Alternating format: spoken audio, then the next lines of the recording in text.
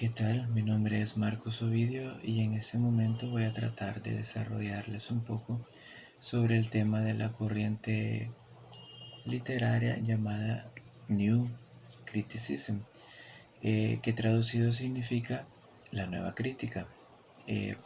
Propiamente esta corriente era conocida también como el formalismo norteamericano.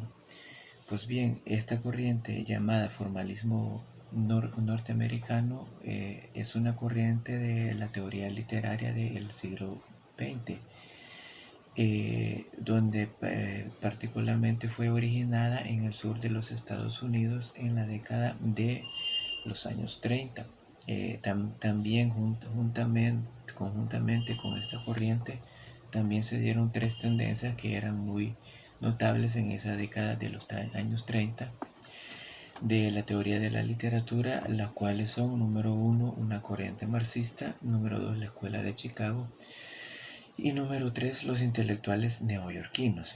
Pues bien, esta corriente, aunque fue originada en los años 30, tuvo su apogeo mayormente en los años 40 y en los años 50. Esta nueva crítica prácticamente lo que proponía era una literatura en interior del texto, también conocida como close reading, que significa una lectura muy detallada. Prácticamente lo que esto prestaba era una particular atención a sus ambigüedades y contradicciones internas que fuesen propiamente lingüísticas y literarias, con la única voluntad de excluir a los elementos históricos y a los elementos psicológicos de los estudios literarios.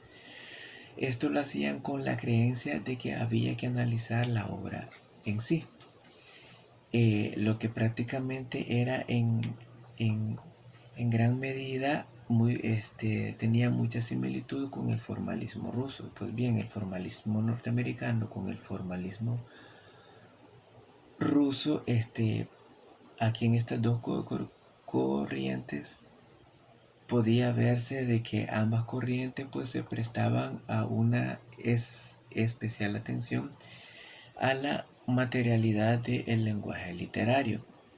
Pues por eso que la mayor parte de sus autores que pertenecían a esta corriente de la nueva crítica, lo único que les preocupaba era el tipo de verdad que transmitía la literatura. Es por eso que muchos de ellos se declaraban anticientíficos, que esto era prácticamente un rasgo muy propio del periodo romántico. Otro también rasgo muy propio del periodo romántico que también retomaba esta corriente de la nueva crítica es que tenían la idea de que la literatura era la exteriorización de los sentimientos y los afectos de el poeta. Ahora bien, con el surgimiento de este New Criticism, debe entenderse que también se dio dentro de un contexto muy hostil. Esto significaba de que su relación con sus ideas teórico-literarias del pasado fueron utilizadas mayormente como una reacción contra las escuelas críticas de su tiempo. Es por ello que prácticamente a este New Criticism no se le consideraba una corriente, sino que propiamente se le consideraba una actitud muy, muy crítica.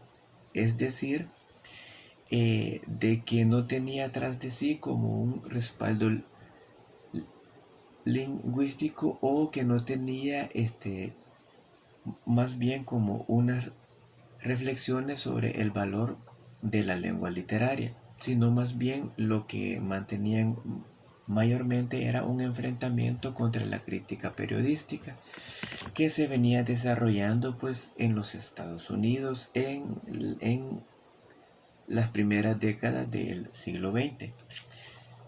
Ahora bien, este quehacer crítico y las ideas teóricas de estos nuevos críticos derivaban de cuatro fuentes.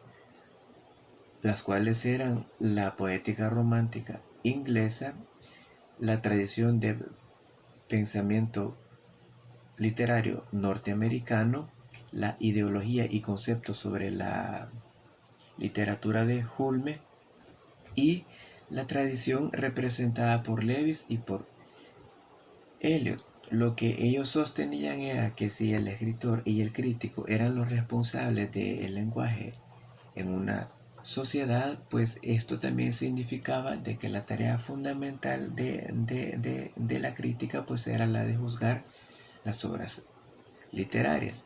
Y por último también vamos a exponer de que Eliot también expuso una de sus ideas más conocidas, la cual fue conocida como el correlato objetivo, que según dicha idea de Eliot, lo que pasaba era que existía en la obra una fórmula verbal muy adecuada para cada estado emotivo